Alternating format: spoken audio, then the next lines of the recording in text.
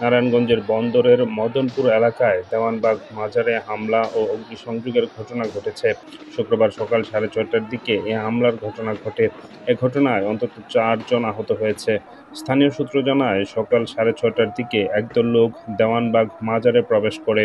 প্রথমে তারা মাজার ভাঙচুর করে, পরে স্থানীয়রা বাধা দিলে তাদেরকে মারধর করা হয়। পরে বিভিন্ন স্থাপনায় আগুন লাগিয়ে দেয় তারা। মারধরে 4 ব্যক্তি আহত হয়। পরে হামলাকারীরা চলে গেলে আহতদের উদ্ধার করে চিকিৎসার জন্য ঢাকা মেডিকেল কলেজ হাসপাতালে পাঠায় স্থানীয়রা।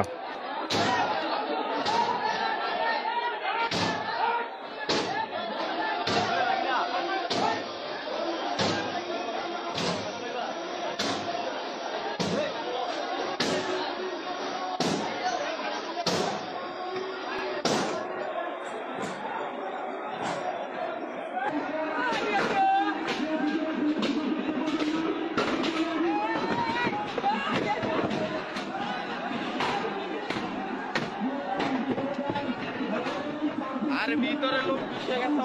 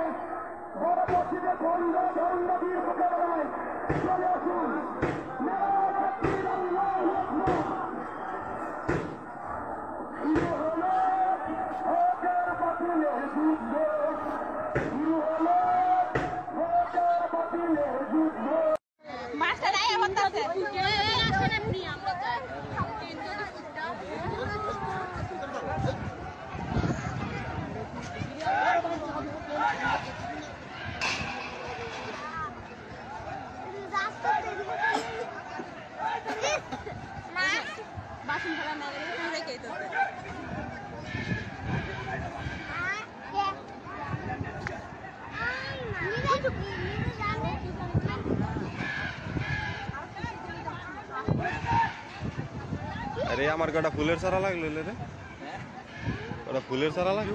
ফুলের সারা লোক লাগবে না, ওই হাতে ফুলের স্টেকটা লইয়া দে তোরা না।